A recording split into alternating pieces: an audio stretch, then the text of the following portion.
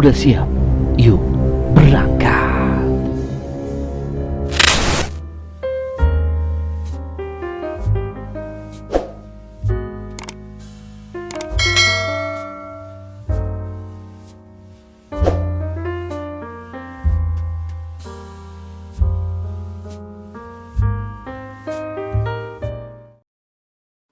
Banyak dalam pembelajaran IPA, siswa terjadi miskonsepsi.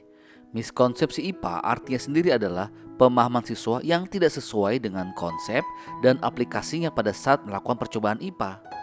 Salah satu materi yang banyak terjadi miskonsepsi adalah materi suhu dan perpindahan kalor.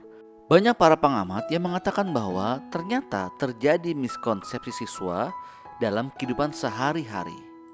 Miskonsepsi yang terjadi pada materi ini adalah ternyata siswa menyamakan kalor sama dengan panas.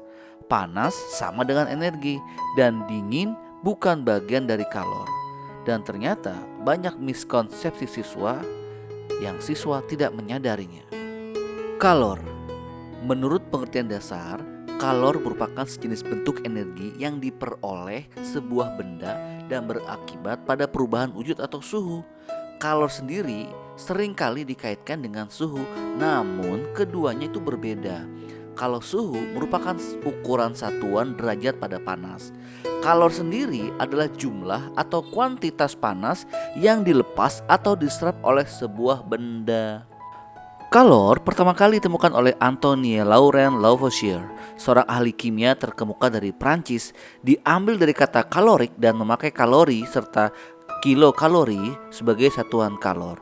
Jadi artinya kalor ini mempunyai satuan, yaitu satuannya adalah kalori atau kal. Dan menurut penelitian dilakukan para ahli, ternyata 1 kalori dapat memanaskan 1 gram air dengan kenaikan suhu 1 derajat Celcius.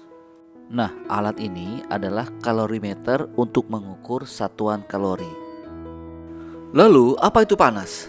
Ternyata menurut pengertian dasar, panas merupakan bentuk perpindahan energi akibat terjadinya perubahan suhu.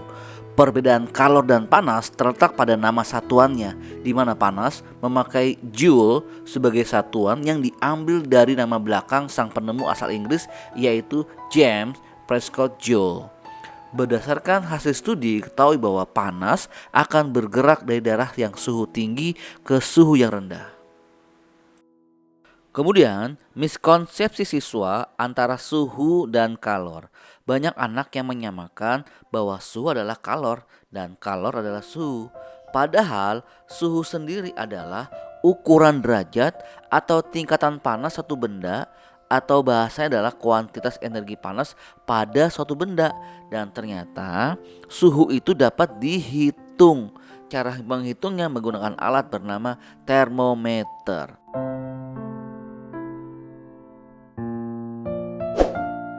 Miskonsepsi yang kedua yang sering terjadi kesalahan pada anak didik adalah mereka tidak bisa membedakan konduksi dan konveksi hanya gara-gara zat perantara.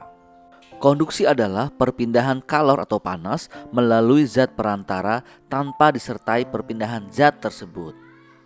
Selain itu, konduksi juga berarti merupakan perpindahan panas melalui zat padat yang tidak ikut mengalami perpindahan. Jadi kalau misalnya apabila ada ujung sebatang logam dipanaskan di atas api, maka ujung yang lain akan menjadi panas. Hal ini menunjukkan bahwa kalor berpindah ke bagian yang memiliki suhu yang lebih rendah. Miskonsepsi pada siswa adalah kebingungan dengan kata-kata tanpa disertai perpindahan zat tersebut. Nah, inilah yang harus diluruskan, apakah yang dimaksud tanpa disertai perpindahan zat tersebut. Nah, penjelasan pada konduksi adalah pada saat besi dibakar, maka suhu pada besi mengalami kenaikan.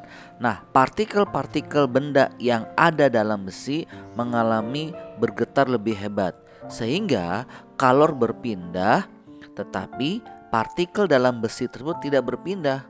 Partikel itu membentur partikel-partikel lain sehingga semua bergetar makin cepat dan suhu semakin tinggi, tetapi partikelnya tetap berada dalam posisi. Sedangkan konveksi adalah perpindahan kalor dari satu tempat ke tempat lain bersama dengan gerak partikel-partikel bendanya. Kita tahu ya bahwa air itu nggak bagus ya untuk memindahkan panas. Tetapi ternyata ketika air dipanaskan dan mendidih, itu artinya ada cara untuk bisa memindahkan panas. Pada saat air bagian bawah mendapatkan kalor dari pemanas, maka partikel air memuai sehingga menjadi lebih ringan dan mudah untuk bergerak naik dan digantikan dengan partikel air dingin dari bagian atas. Dengan cara ini, maka panas dari air bagian bawah itu berpindah bersama aliran air menuju bagian atas. Nah, proses ini disebut konveksi dan pola aliran air membentuk arus konveksi.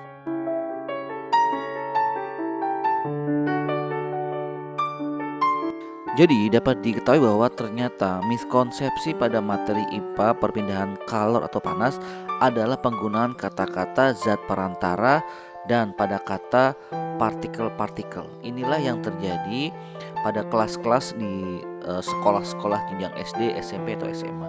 Mungkin ke depan para pembuat materi IPA harus lebih mudah menggunakan kata-kata yang lebih mudah sehingga murid bisa dengan jelas membedakan apa itu konduksi dan konveksi, khususnya pada kata-kata zat perantara dan partikel-partikelnya. Demikian materi ini, miskonsepsi dalam materi IPA, mudah-mudahan berguna. Terima kasih. Wassalamualaikum warahmatullahi wabarakatuh.